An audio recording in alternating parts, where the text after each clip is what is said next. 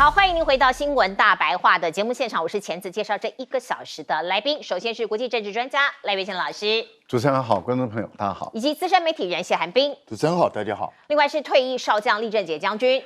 钱子好，各位观众大家好。好，观众朋友，我们来看看川普，他真的是做足了张力，要拉高他的利益吗？他很狂，而且越来越狂。我们先来看看在乌克兰方面哦，他说啊，我可以援助你乌克兰，可是你要给我东西啊。什么东西呢？现在传出是矿产哦，所谓的稀土资源。大家知道乌克兰的稀土蕴藏超过20种关键的稀土矿物，在它那一片大地底下，市值可能达到数兆美元哦。那川普说你拿来换呢？哦，我可以持续给你军事以及经济的援助。最新消息是。我们看到了泽伦斯基讲说，我可以跟俄罗斯来谈判，透过外交的手段来让这场战争给结束。可是你川普必须先确保我乌克兰的安全。好啦，那1月31号，乌克兰的特使，就是美国派去的特使，不是已经讲了吗？非常有信心能够结束这一场战争。泽伦斯基愿意软化领土的立场。俄乌都得让步，可是今天泽伦斯基讲的又不是喽。他说我已经准备好，就是外交途径。我们刚刚说了这是和平的一个解方，可是不会接受割让目前被占领的乌东领土。那有没有可能和平会来呢？那乌克兰会付出什么样的代价呢？大家都在看。而另外的一场战争在加萨走廊，我们看到川普会晤了纳坦雅胡，结果很震撼，整个中东地区都炸了锅，全世界也觉得好离谱哦。我们看到川普怎么讲，他说美国将会接管加萨走廊，我们将在那里开展工作，我们将拥有它哦，你要拥有它哦，把这个地方改造为中东的蔚蓝海岸哦，这片土地不应该由同一群人负责重建和占领，当地的巴勒斯坦人应该永久安置到邻国，把这些人当什么啊？就是动物还是什么东西？把它永远安置到邻国，你有问过他愿意不愿意吗？我们可以看到纳坦雅胡当然很高兴啊，他说川普是以色列历年来在白宫最棒的盟友。可是沙国开了第一枪，这个沙烏地阿拉伯外交部已经发声明了，他说对于巴勒斯坦建国坚定不移的支持，如果你以色列不支持，沙国将不会跟以色列建立外交的关系。而包括这个沙尔曼他的王储就讲说，我们的这个立场非常的清楚，也非常的明确，都不可能有其他的解释或其他的可能性发生。另外，约旦也讲了不排除在加萨人被强行驱逐之后，与以色列开战，要打大家一起来打。哈马斯更是不可能看到这样的事情发生他说我不会允许这项计划变成真的。所以你可以看到呢，中东未来是不是可能会越来越乱呢？而南海跟我们比较相关的这个区域，现在看起来也不这么的平静了。川普上任之后第一次美菲联合军演 B1 穿越黄岩岛你可以看到这是菲律宾空军 FA-50战机跟美国的空军 B1 轰炸机4号在南海进行联合巡逻和演练。而这个地方比较争议的是，这个地方是有主权争议，是由中国实质控制的黄岩岛，它就这样飞过去了，做一个演练那当然像这样子的一个威胁或是胁迫性非常的强，所以解放军的南部战区空军4号在黄岩岛空域也进行了例行的巡航，并且指控菲律宾拉拢域外国家组织所谓的联合巡航，蓄意破坏南海地区的和平跟稳定。而您可以看到，不管是空中还有海上，解放军几乎是同时也穿越了菲律宾巴西兰海峡，说这完全符合国际惯例。可是菲律宾政府呢，他就说没有啊，你事先没有透过外交管道告诉我啊，所以这不算是无害通过啊所以你可以看到，在空中在海上两个地方都其实发生一些争议或者是一些争端。那我们可以看到呢，联合报这篇报道就说，共军绕穿非西侧就是菲律宾的西侧这些海域，释出了强烈的讯息，因为这是第一岛链的重要部分，军事意义不容小觑怎么看将军这一切？我先给大家看一下这是解放军怎么样穿越这个菲律宾的海峡，大家看一下，这是它航行的轨迹图大家看一下这边这个岛就是我们讲的巴拉望岛，也就是郑和岛在这边。那大部分的这个不管是黄岩礁，大概在这个地方，仁爱礁、主碧礁，大概是沿着这个巴拉望岛这一线。然后这里面这个地方，面对的就是苏比克湾，也就是菲律宾的首都马尼拉。哈，我们看一下，它这次舰队编组是一艘055大驱带队的。然后另外有一艘054A 的护卫舰，还有一艘补给舰，等于是一个这种长程可以远程作战的一个舰队。那它直接从这边穿过来，这就是巴西兰海峡从这边穿过去。那大家要注意到一件事情，美军它的航母每次经过南海地方来讲的话，它如果说是要回关岛，它也是从这边回去的，然后到关岛。那如果要回日本横须贺的话，它是走台湾巴士海峡。那大家看一下。这条路线这样穿过去，而且它穿过去的过程之中，这055大驱还走得特别慢大概时速只有3到4节，就是慢慢在那边给你晃悠。那你在那边摆萨德系统，它现在055大驱这个112G的嘴发系统，那我想说对菲律宾影响威慑性是更大。那大家不要忘这件事情之前在这个前一天，这个解放军的用海警船总共有9艘，但是有2艘。另外7艘是在外围当警戒，有2艘是逼近了菲律宾的沿海25海里，24海里我们知道叫临街区嘛，它是离临街区只有1海里在这边，所以在这种状况之下，我觉得菲律宾的小马克思总统他当然会非常的焦虑跟不安了，因为川普上台之后，对于南海对菲律宾的支持还有没有像拜登那个时代那么大力的支持，其实这个小马克思心里是最不安。所以他在这时候提出一个谈判交易的条件，说，那你这样好了，你这个中国大陆，你把不要对南海主张主权，我就把萨德系统撤掉还给美国那美国我一听，你要把萨德系统还给我，其实美国也会很担心，如果说把萨德系统还给他，等于说是菲律宾不理他了嘛，不再跟他站在同一个同盟阵线，所以这个时候美军就派了 B1B， 然后飞到这个地方来。那穿越从黄岩岛上空穿过去，这个意义是非常大的，因为这个大陆来讲，已经将黄岩岛划设了领海基线，也就是说这个地方不只是领海，根本就是它的领土。那你这个 B1B 等于从这个大陆的国土上空飞过去，这个其实有2个意义了。第一个是威慑大陆就是说你去骚扰菲律宾，我也来这边骚扰你。那第二个，我觉得更大意义是在安抚菲律宾。因为这次来讲 ，B1B， 你看它这个跟美菲联合的军演，空军的军演，菲律宾出了5架 FA-50，就是韩国做给他的那种轻型小战斗机。那美军出来是这个B1B 轰炸机。你知道 B1B 轰炸机是从哪里飞过来吗？它从美国本土飞过来，飞很远。因为我查过，在这个不管是这个冲绳。或者是日本本土并没有进驻这种 B1B 轰炸机，那这种轰炸机飞过来的话，其实我特别要讲也显示出美军的无奈为什么呢？他为了彰显他军威，可是他的战斗机又飞不到这个地方来，他如果从关岛起飞到这边来，他可能已经超过他的作战半径，那必须要实施空中加油。那如果用海军航母的战斗机在这边，这个穿越黄岩岛来讲的话，那航母现在来讲的话，可能对中国。这个解放军的刺激会更大，所以他不得已，他用2架的这个 B1B 从美国的本土遥远的飞那么远地方来到这上空穿越一下，意识点到了有点像问导游的意思，然后就回到美国本土。你看这一趟来回这个多辛苦啊！然后事实上，如果空军作战以这种组合5架这种轻型的这个小战斗机要护航2架 B1B 这种重型轰炸机来讲的话，在空军战术上是根本就不可能的，尤其是说，解放军以现在南部战区，他用的不要说歼20了，包括歼10、歼16都在它的这个打击半径范围之内。如果从南亚海南岛起飞来讲的话，这是在它射程之内。所以说美军来讲，这只是一个安抚菲律宾的作用，就是说我这个老大哥并没有抛弃你，那你也不要把萨德系统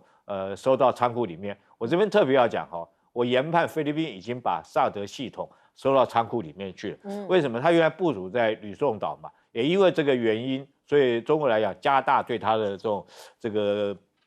威慑的力道。那小马可是为了避免这个冲突，再加上川普上台对他的态度不明的状况之下，他当然给自己一个很好的理由，说我转移了阵地。但是转移到哪里，他并没有讲，也没有公布出来。那解放军也没有说是，我想以解放军的这个卫星侦察能力，应该可以了解到他摆到什么地方。但是他确实是撤走了。那撤走，他是说他变换了阵地，但我合理我们来推测，就是这个萨德系统，小马克思可能把它收到仓库里面去了。那美国当然是不能接受这种事情的。我给你那么好的，那是 A 级武器，台湾我都没有给，我只有部署在韩国是给你，只有以色列这么友好国家我才给你。我现在给你，你居然把它收到仓库里面去，我觉得对美军来讲也是一个打击了。所以他必须要展示安抚菲律宾小马可是，比方说他没有离弃他，所以用了一架 B1B， 那过来这个意思沾酱油，我们讲沾下油，沾一下就走了。是。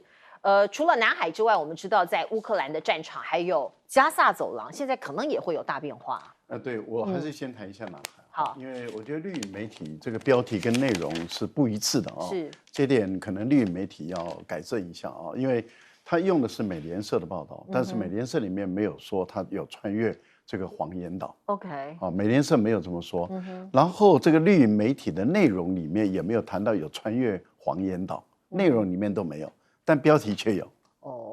这个有标题党的嫌疑啊，是，所以我觉得绿媒体在处理新闻的时候要严肃一点。老师讲的是这里，对，是不是穿越黄岩岛？它是因为它的内文中也没有，我刚刚有去看这篇内文，他没有说他有穿越黄岩岛，可能在周边是吗？也没有因为进不去的。为什么？很简单，这种轻型的这种战斗教练机没有办法跟苏30。跟刚刚厉将军讲的歼10、歼11来对阵，完全没有这个能力。OK， 档次差太多。一个是战斗教练机，战斗教练机怎么可能跟一个主力战机之一4代机已经要进入5代机了4代机的战机来做较量，这不可能的事是。那你也知道，战略轰炸机一旦没有战斗机的护航，它基本上来讲是脆弱不堪的。所以我估计它根本进不去。可能就在外围这样走。那在这样的一个情形下的时候，我觉得这个新闻这样处理不够严肃还要严肃一点比较好。即使你那么恨中国，还是要严肃一点因为新闻还是新闻。那有关于巴西兰海峡，在去年6月的时候，大陆的联合舰队已经穿越了，而且已经告诉你说这个不是你的内水他用英文来去在国际法上来公告，所以不需要通告你中国大陆有自由穿越的权利，因为全世界大部分的船只都走这个海峡，所以中国大陆没有必要告诉你。去年6月就走了，今年再走，那就代表什么？它已经是定期的在这个地方进行巡逻演训了。那这个巡逻演训等于是已经穿梭于菲律宾的内海里面在这个地方里面来穿梭。那这个我们都知道，这一次出去的是动5跟动5吧动5是一个有112垂发的这个重量级的巡洋级的战斗舰，这个然后再加上有这个补给舰，就代表它会长期的在那地方存在也就是说补给舰都拉上去了，它会在这个内水里面，应该讲内海，在这个地方不断的穿梭进行演练。这个对于菲律宾来讲，以后你要习惯，因为你以后你的渔民、你的所有的船舰都要常常看到解放军的空军跟海军在这个地方巡逻。另外，您提到的加沙地区，我强烈建议如果川普要害美国的话，就去接收、去占领加沙地区。不要忘了，你一旦占领的时候，你又挑起第2次的阿富汗战争。阿富汗战争，你控制了20年，你治理不了这个地方，而且把你的军力都拖垮在这里。你一旦去掌控加沙地区这个恐怖主义的活动还有就是这个地方人，你美军守在这个地方，你美军会苦不堪言。更何况要重建整个加沙地区，台北这么大你特朗普你的钱哪里来？川普你的钱哪里来？所以不要说大话，你做不到。我觉得最糟糕的地方是在哪里？川普现在想抢乌克兰的这个稀土矿，还有铀矿。这个稀土矿跟铀矿价值，你刚刚讲的数兆美元。所以德国的总理已经看不下去了。他说这个矿是要用来做战后重建用的，的所需要的经费你川普现在竟然想抢走，你也太自私、太过分了。但是问题就在于，你又能怎么样？就你欧盟、你德国，你生气，你又能怎么样？是，来，彬哥你怎么看？这个我觉得川普提出这个主张有点故意在，就是两边恐吓。也就是一方面他故意讲这个话，就是普丁你要动作要快一点哦，你再不快一点，我就跟泽伦斯基达成协议哦，我美军可能就进来帮他喽，反正我有军援给他，我有矿产可以换回来 ，OK 的。他想要吓普丁。那另外一方面呢，也是给美国人看说，你看我跟拜登不一样哦，拜登都是白给，我是要拿东西的，我拿钱。对啊，但是问题是他拿得到嘛，第一个不要说欧洲这些国家反对，因为乌克兰是欧洲最大的稀土国之一，是。那第二个，你要知道它有一半以上的所谓的稀土矿产区根本已经被俄罗斯占领，对，所以你怎么拿？你要怎么拿？你美军要进去打吗？所以我觉得这是有点故意摆出一个姿态来。那泽伦斯基也是故意利用这个东西说，你看哦，美军还是会帮我们的，因为我们有稀土做保障来换。但是你觉得普丁会傻到被他们这样唬住吗？我完全不认为。我是普丁，我现在就老神在在看你准备怎么玩。你有种美军就进来，对啊，不可能会这样做这件事的嘛。所以我觉得这一招川普恐怕是白搭了，大概到最后还是无效。那至于说加萨走廊这个更妙，川普忘记了吗？中东局势会演变到今天的地步，有一部分就是你当初让耶路撒冷直接承认了，你造成了这样的紧张局势，然后现在你还想把情势弄得更紧张吗？沙烏地阿拉伯为什么要马上跳出来？因为他再不跳出来不行了，这还得了？约旦其实约旦的意思不是说你只要赶巴勒斯坦你就开战，约旦的意思是说你敢把巴勒斯坦往我这边赶，我就开战。他说移到其他国家去。你如果移到埃及，我看他大概没什么意见，就是这样，因为他们1994年有签一个协定了，对啊，所以约旦也很紧张，因为巴勒斯坦这批人大家都不知道该怎么处理，对，没有人愿意去负担这个东西啊。那你美国如果要跳进去，那抱歉，那就是你要处理，不然有种你把它运到美国去。是啊，对啊，就是这样子啊。所以我觉得川普现在啊，他很多东西。我觉得他都是先丢出来之后，再看看各方风向，看看到底怎么样。那如果风向不太对，你相信我，他搞不好过2天就再也不提这件事。他会修正，对啊，这也是他说是这个柔软，或者是这个很会自我调整的一个能力啦哦。我们再接下来讲讲中美的一个冲突，或者中美的一个角力好了。我们看到这张图哦，这是2019年6月29号那个时间点，川普在 G20 上跟习近平举行双边会晤。那现在已经过了4、5年了两个人什么时候还会再见面呢？什么时候还会再通话呢？我们先来看看昨天台北时间凌晨3点16分的时候，川普说他可能会在未来24小时之内跟中国来讨论关税的问题。结果时间过了，在22小时就是即将到 deadline 之前，那川普又说我不会跟他举行这个会谈啦，我不要了啦原因是因为什么？因为北京在这个时间点宣布对美国采取报复性的关税措施。所以呢，美国就先出招就说我们通话破局我没有想要跟他说啦。川普说我不急着跟习近平对话，可是到底是谁着急呢？有时候大家看看新闻脉络就可以看出1、2我们先来看看川普就直接找一个台阶下，他说如果不能跟中国达成协议，后续的关税会很高，所以呢，我有筹码，我不急着进行对话。可是中国方面呢，看起来没有要谈呢我们可以看到呢，中国可能对于这个美国的事情，他可能先冷处理或者是不处理。可是有2个国家，他们就很快的回应，很快的做调整，包括美国的邻国加拿大，以及南边的另外一个邻国墨西哥我们看到最近呢，这2个国家都各派1万的士兵去守边境。为什么呢？因为怕这些毒品毒枭去运毒。川普呢之前说我要对这2个国家加征25%的关税，结果昨天又说我会暂缓30天这2个国家就觉得好像得到了一个恩宠一样立刻派了兵在这个所谓的边境这个地方阻止毒品入境美国。这2个国家某种程度蛮听话的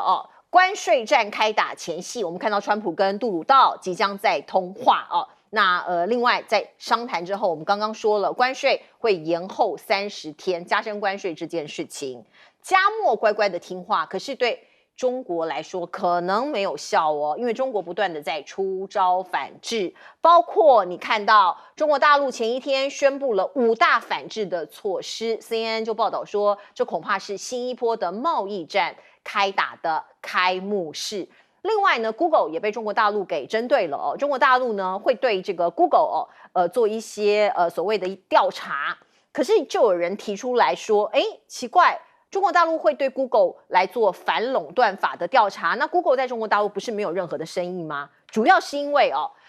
Google 是对于海外的这些中国的企业提供一些数据的分析啊，或是投放广告有关，所以呢，他们先从 Google 的海外这些客户来做一个下手。那另外呢，我们再来看看，包括这个中国大陆的商务部还对2大企业集团做出不可靠实体的清单调查，把他们列入不可靠实体清单。这是 PVH 集团，它旗下有非常多的这个服装的品牌，还有英美纳。英美纳是一家生物科技的这个大厂制造公司，这2家呢都被纳入了不可靠实体清单，那冲击是可想而知的。而另外呢，美国它宣布了一件事情，可能对一些平民百姓有很大的冲击。他说，即日起暂停接收中国香港的包裹。什么意思？如果你透过一些什么拼多多啦，透过一些淘宝啦，我说的是美国民众买的东西，我现在不让你进来了。这个包裹我就不收了，所以未来美国民众有可能会成为最大的受害者买一些便宜的东西，现在这个管道也被截断了。中国大陆的官媒说，未来可能要扩大内需，这是战略之战战略之举。因为川普，如果你要祭出关税大刀，那我们自己国内的这个内需就要把它活络起来。我们也可以看到呢，包括人民日报就讲了，这是战略之举，扩大内需不只是对大国经济的主要特征，更是应对外部冲击的有效途径那中国战略研究员这位尹少华就讲了，中国经济近期的改善是由更强劲的内部需求来推动。企业信心加快恢复持续推动经济回升向好这是他们的方针跟方向。可是美国还有另外一手，川普下令要设主权基金收购 TikTok。他说这个要建立世界上最大的主权财富基金来造福美国人民，并且要求财政部还有商务部在3个月之内拟出成立主权基金的计划，然后呢，这项基金要用它来买下 TikTok。这是其中他一项任务。那这个美国的媒体还报道 ，Scale AI 汪涛跟川普团队会面，要探讨中国的 AI 威胁。因为中国大陆的 AI 的发展现在看起来是与日俱进看起来是发展的很不错。中国大陆在这方面也要开始下手为堵了。我觉得这是一个很有趣的事美国人这个川普政府的反应实在是令我们觉得真的是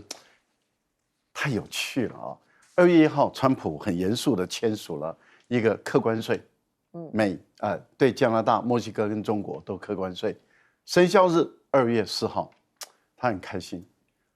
没有多久，当然我们就看到加拿大跟墨西哥的政府领导人、总统就打电话给川普了，来跟他好说歹说的。您刚提到了，提出来所谓的加派这个国民警卫队，然后再多加一点钱。来去作为边界的防护之用，加拿大拿出13亿美元嘛但是在2月2号的时候，中国大陆的公安部就正式的发表声明，说有关于芬太尼的问题，责任全部在美国。第一个，你吸毒人太多了，你要先管好你吸毒人。第二个，我们是按照联合国的标准，是列为管制货品，卖出去的时候都有对象你应该弄清楚，它流到哪里去。不是来找我算账，是找你自己的国家内部的这些药商，对管控的机制，你要自己去解决这问题。所以责任在你，不在我。这意思很明白，就是我不会有任何改变。好，那也就是说，中国已经释放出讯息了，它跟加拿大跟墨西哥不一样，责任在你美国，不在我。那难道川普还等不懂吗？他以为加拿大跟墨西哥打电话给他，他志得意满，我太满意了。他就说24小时内习近平要跟我联络，这是他的新闻秘书，白宫的新闻秘书对这个福克斯亲口讲的。24小时过了，大家在等，2月4号正式已经要关税要生效了，结果习近平没有打电话来，也没有接电话，这个时候怎么办呢？等于是习近平根本不甩你嘛，不甩你怎么办？白宫的发言人又出来讲话了，数天之内会跟习近平讲电话，但是2月4号关税正式生效，同一天几分钟之后啊，我们再强调，关税生效几分钟之后，大陆的国务院宣布这个对美国课征关税，接着商务部宣布对于哪一些产业课予那个不可靠实体清单，接着又宣布对于一些稀土禁止管制出口，组合拳一下子全部出来了以后，对川普来讲实在是很难看啊。那几天内会不会通电话呢？结果看起来大陆根本不甩你，也不跟你通电话。接着川普被问到这问题的时候，纳瓦罗就出来说了：“哎，我们不着急谈了。”川普也就说：“我们不着急谈。”是啊，你说24小时要讲电话，又说几天内要讲电话，到最后说不着急谈，这代表什么？人家根本不甩你，大陆根本不把你当做一回事，那就是意思是怎么样？意思就是说你要打贸易战，我奉陪到底。这个就符合了美国智库长期以来一直提醒川普说，中国大陆早就准备好了，而且这一场贸易战一打起来，坦白说，大陆不见得会输哦，输的很有可能是你美国。为什么？因为他们讲得很明白，很明白的哪一点，就是说大陆的货品是不可替代性，因为大陆的产业早就都已经是全部在做调配了。其实我们台商也在做调配嘛，因为台商也知道这个我们有很多是在大陆生产的都会受影响。关税，那我们都知道台商他们的调配跟大陆的调配在哪里？他们往东南亚移动的时候，他们盖的厂房是属于简易型的厂房，就是几个钢架拉起来，棚子一拉，就是一个很简单的铁皮屋一拉，随时可以拆掉搬走的那种厂房，只是机器设备要防风防雨就好了。那换言之，也就是说随时可以移走。今天你对越南课税，我就移往泰国；泰国课税，我就移往柬埔寨；柬埔寨课税就移往老挝。其实早就好，都在做移动的一个准备。这叫做什么？也就是说，你没有办法来去这个回避中国的商品。好，那就问题来了。问题是在于，懂经济的人他都会发现，就中国大陆是14亿人口，14亿人口跟美国、欧盟、加拿大，然后再加上韩国、日本加起来。也不过就是8亿多人口，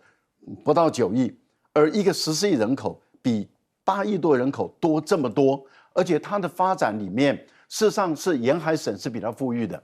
城市是比较富裕的，所以它有很富裕的，也有中等的，也有发展中的。那14亿人口这么大的市场，把内需搞起来的话，那它的市场就已经比你所有的西方跟欧洲、美国加韩国、日本加起来的市场都还大。所以他们才会一直强调说，我内需搞起来，我用出口做补助，这一场战争到底是谁赢谁输？所以才会说这是战略性的设计嘛。是彬哥怎么看？我觉得看起来好像川普一施加压力，这个加拿大、墨西哥马上就屈服了。对。可是实际上，我觉得根本不是，不是。我觉得只是他们两个给他一个下台阶而已。对，因为他们给出的承诺很好玩。就是我们马上边界征兵1万人，然后呢，我们严打这个非法移民跟芬太尼。可是你知不知道这两个边界多长吗？墨西哥边界有3000多公里，加拿大那边将近9000公里，8800多公里。你征兵1万，以加拿大那边的话，1公里多1个人，然后墨西哥那边1公里多3个人，请问一下有什么用？而且你以为他们平常在那边没有驻警卫驻军吗？有啊，一直都有啊。但是显然就是成效不彰嘛。为什么？因为这就是一个结构性的问题嘛，这不是随便加个1万人就可以解决了。所以我觉得这根本只是一个宣示而已，就是说好啦，这样我给你一个面子，我们征一点人嘛。那实际上会不会真的征人，我都不知道。那杜鲁道更绝，他说我来弄一个这个边境撒谎，来专门管这个边境这些非法移民什么东西。其实加拿大的非法移民对美国来讲根本就不是重点，从那边进入美国的非法移民，大概连墨西哥1%都不到。那这只是川普拿来做借口的一个东西嘛。所以真正的重点还是未来这30天经济条件怎么谈。但是你觉得真的有办法谈成吗？你以美国、墨西哥、加拿大这3国彼此依存度如此之高的情况下，你要短短1个月之内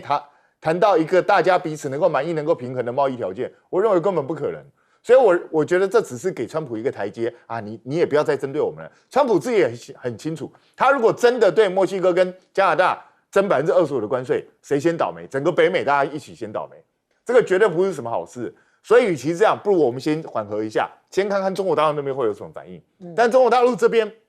老实讲，当然不会有任何反应，因为他还要看什么？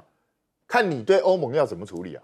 还有很多国家你都讲的跟真的一样，我看你到底怎么做。再来，中国大陆虽然现在也说我们要持续增加内需，我对外依赖减少，这样我就更不怕你。实际上，中国大陆现在对美国的依赖非常非常少。美国只占它外销比例的13.5%而已，而且中国大陆整个 GDP 外销的贡献只占到18%以下，所以这代表，就算中美真的发生贸易战了，对中国大陆有没有影响？当然会有，可是影响也不至于大到这种程度。所以我觉得，川普恐怕他从选举的时候看起来讲的慷慨激昂的东西，等到他真的要去实行的时候，我觉得他马上就会发现困难重重。而且不要忘了，川普又不是只有外面的事情要担心，他内部的事情一大堆了。跟他推行这种去 DEI 的政策，他已经杠上了不知道多少人，现在已经一大堆人在跟他打官司了。那他接下来如果还要持续推行他那种比较激进的政策的话，我觉得美国内部的混乱恐怕是指日可待的。所以我认为现在全世界各国大家就是等，我看你美国到底有多少招可以出，因为你一次准备打全部嘛。那川普会急于在这1-2年之内就把他的竞选诺言全部兑现，我觉得这种不可能的任务，大家就慢慢看好，将军。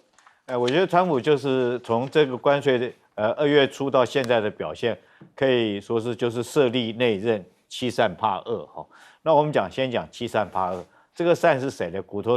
狮子挑软的猪，就是墨西哥跟加拿大哈。你看这2个国家，那时候川普要对他们实施关税，说提升到25%的时候，这个杜鲁道也列出他的清单，总共有1050亿美元，他也要这个对美国课征关税。包括他说这个里面包括他马桶啦，包括到这个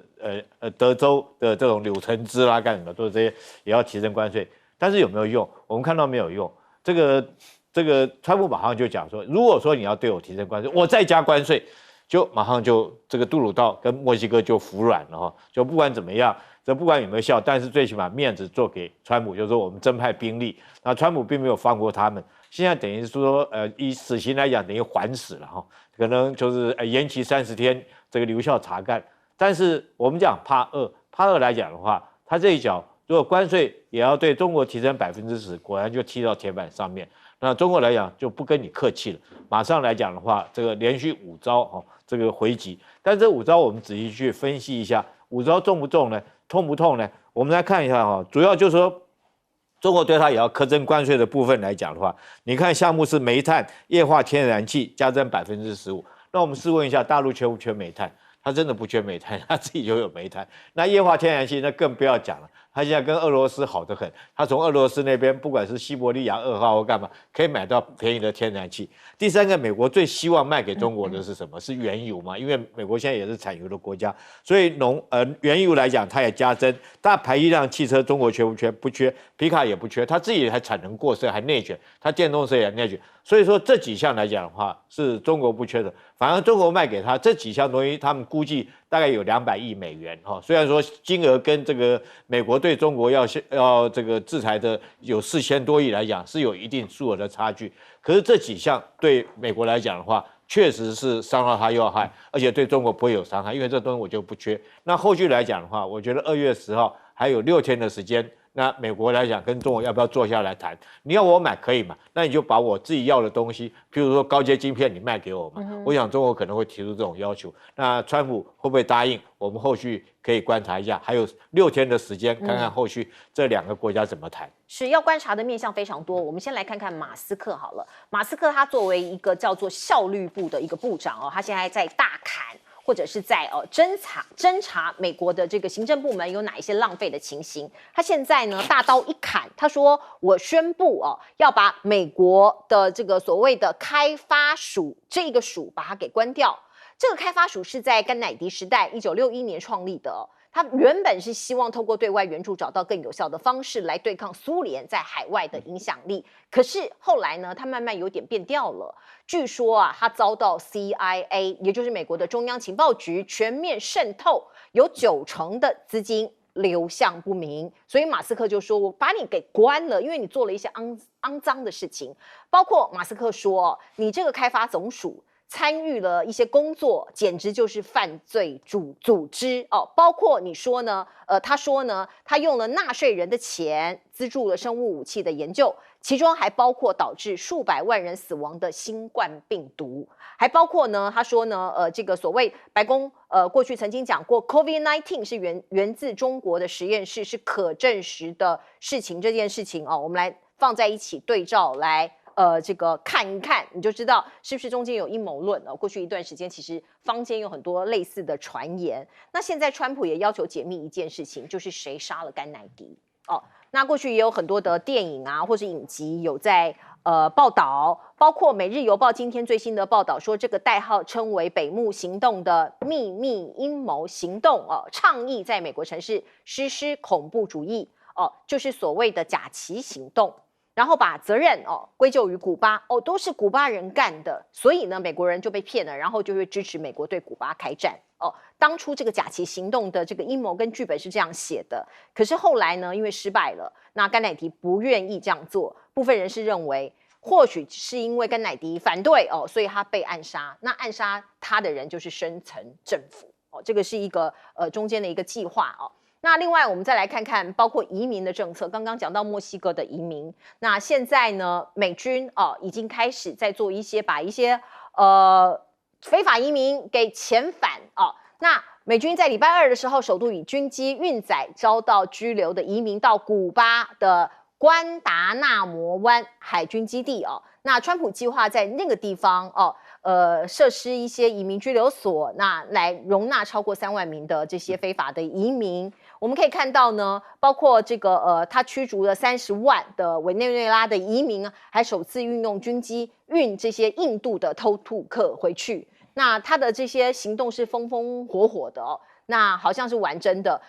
美军的 C-19的这个运输机已经把这些非法的移民载去印度了，这也是川普重返白宫之后第一次把印度的非法移民遣返回国，因为过去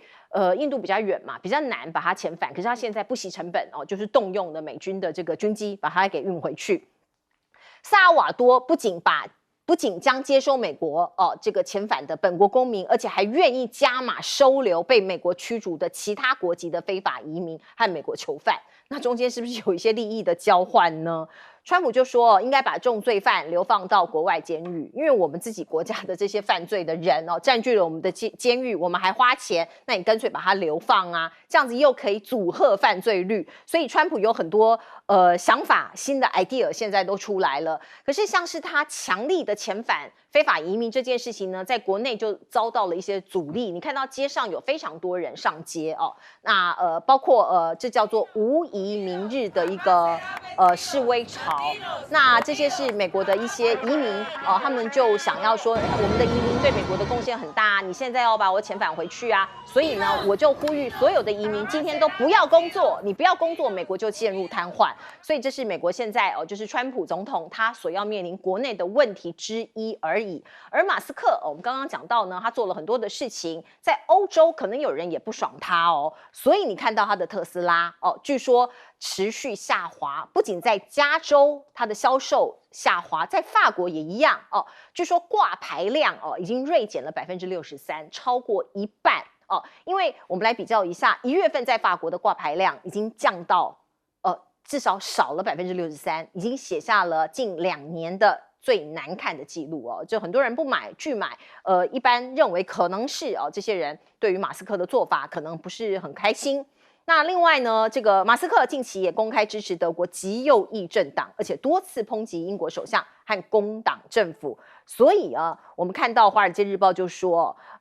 这个特斯拉对于德国厂员工的缺席率其实觉得很生气，也很震惊。因为他认为德国过去大家印象应该都是一个非常勤奋的一个民族，很严谨的民族。奇怪，你为什么有15%的病假率？所以他对德国也很不高兴。德国现在呢状况据说也不是很好，有300万的失业人口，这是2战以后最惨的经济衰退。那现况看起来不太妙所以媒体就说，过去的欧洲经济火车头现在已经崩坏了。马斯克对于这个单位下手，其实有他的道理了哈，因为美国我们都知道，美国其实由政府资助、暗中资助成立了所谓的 NGO 非政府组织，就是名称是非政府组织，其实背后都是政府资助的这种政府的非政府组织，然后还有很多以民主为理由、为标题、为招牌的所谓的很多的基金会。或者是这个开发的这种援外的组织，其实大家都知道，他们都是在做认知作战，都在颠覆他们所要颠覆的国家的，也要干涉国家的内政那他们的理由都是说，我今天要把我美式民主带过去。可是我记得我在欧洲读书的时候，我那时候30年前，我们的老师对美式民主是批得一塌糊涂。他们认为人类间最糟的民主之一就是美式民主，那当然美国人就会觉得他的民主是世界上最好的，可是欧洲人认为你的民主是世界上最差的，官商勾结最严重的一个地方那他们无法理解为什么你一个选举要花掉几百亿、几十亿，像在台湾，你看一个选举要花掉上百亿、上10亿他们就觉得这不可能，因为你一个公职人员一个月30万然后你怎么愿意花上亿元去选一个月才30万？你这样1年也不过就是300-400万，然后4年下来也不过就是1000多万的薪水，可是你却愿意扎下去1-2亿去玩这个，他们觉得不可思议的事情。人类没有那么善心的，这是第一个。第二个呢，就是怎么可能有选举以后还赚钱呢？每一张选票还有30块、50块的，所以他们就觉得这是人类间匪夷所思的制度。可是，在有些地方都有很特别，越选举就越富有这个是很特殊的一个地方。所以在欧洲人来讲，他们觉得这简直是捞钱一党嘛，捞钱一体制。但是美国人把它吹得很高，吹得他们的制度是好到不行。好，马斯克认为这个制度太差了，要把它砍掉。那要砍掉以后，就传出说 COVID-19 到底是谁出来的 ？CIA 说是实验室。好，如果是实验室的话，那美国的实验室可能性也很高，因为一开始在武汉爆发的时候，大家都感觉到说，爆发之前是美国的军人派了一堆弱鸡到武汉去参加这个军人运动会，国际军人运动会，结果美国几乎是全军覆没。大家在想，美国的军人有这么弱鸡吗？一个身经百战的军人去武汉参加国际的军人运动会，结果成绩却全军覆没，他们都不可思议。那当时就传出很多人生病了，传出来那如果说今天 CIA 说是从实验室出来的，那我觉得美国带到中国大陆去不能排除了。如果按照他的逻辑这样讲，就不能排除。所以我个人认为，不要信口开河 ，CIA 有就拿出证据来，不要信口开河，不然我也可以仿照 CIA 就信口开河了，说就是你美国人干的，那这样没有意思嘛，一定要拿出证据来。所以，请 CIA 直接拿出证据来。过去 COVID-19 在盛行的时候呢，其实有很多像这样子的一个说法出来，都没有办法得到证实。不过，随着马斯克想把这个 US Act 这个东西给这个结束掉，也许还有更多的秘密静待我们来发掘。我们进一下广告。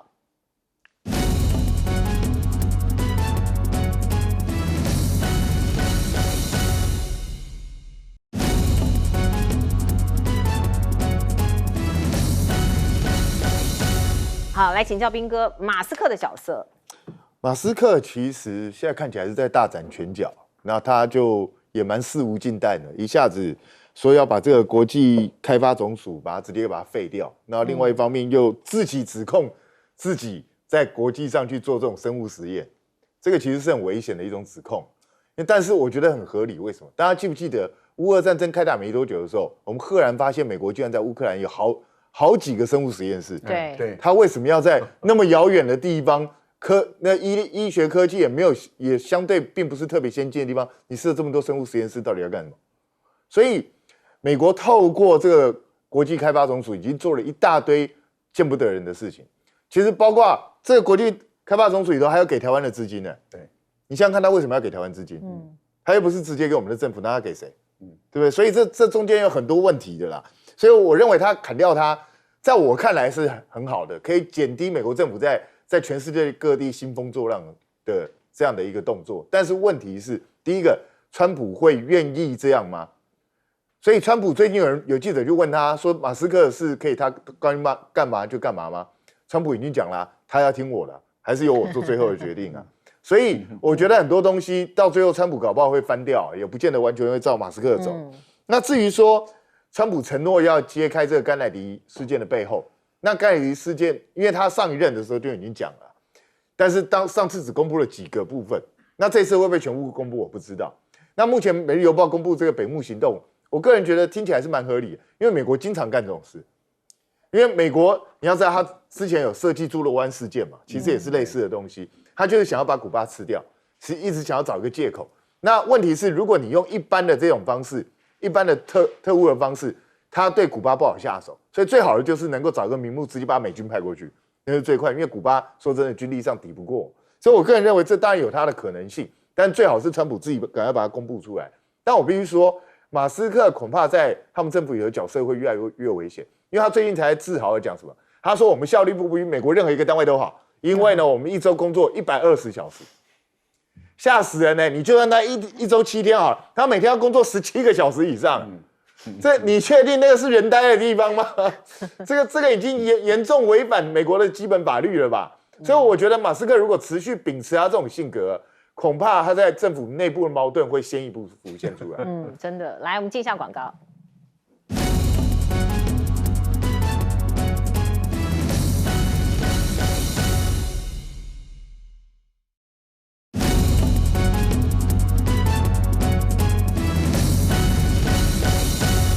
好，我们来请教将军怎么看古巴这件事情？这个大家很讶异哦，说美国居然在古巴，这两个国家彼此这么交恶的状况之下，要制裁古巴，结果美军居然在古巴还有一个基地叫关达纳摩基地。对，那现在来讲的话，美国啦，川普来讲，就像这个原来美军在这边的基地，那时候他就是占领古巴这个地方嘛，因为他这边有美军的基地，他可以控制加勒比海。所以他在这边有一个基地，那现在就利用基地整修以后，将这些移民用飞机运到这边。因为川普说，这些移民灌到我美国是很严重的，万一造反的话，我受不了，就把它灌到海外去。所以他用空军把这些送过去。但是我特别要讲哦，这是美国来讲，在美国本土现在移民可以说是风声鹤唳，因为这些美国要他们说每天要交出业绩，大概每一个单位每天要抓捕75个这个非法移民的人民。那这75个他怎么抓呢？他就到街上去抓，跟拉夫一样，他只要看到这个肤色不太对的，或者长相可能是中南美洲的人的长相的样子，他就把他抓起来了。然后抓起来以后，再看他有没有带证件或者怎么样。所以现在弄得美国来讲的话，我觉得整个社会基层来讲非常的困扰不安。所以为什么会有这种世界移民日这种活动开始出来？因为有很多老板他雇请了这些当然是非法移民了，可是问题是说你突然将他的员工抓走了，那他就没有生意可以做了。